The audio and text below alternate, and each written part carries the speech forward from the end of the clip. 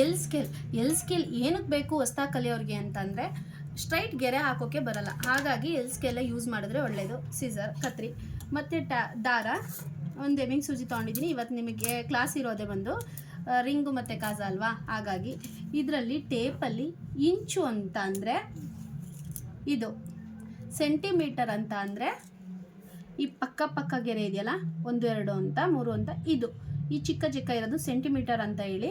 ಇಂಚು ಅಂತ ಅಂದರೆ ದೂರ ಇರಬೇಕು. 1 ಇಂಚ್ ಅಂದರೆ ಇಷ್ಟು, ಸೆಂಟಿಮೀಟರ್ ಅಂದರೆ ಇಷ್ಟು, ಈ ರೀತಿ ಬರುತ್ತೆ. ಓಕೆನಾ?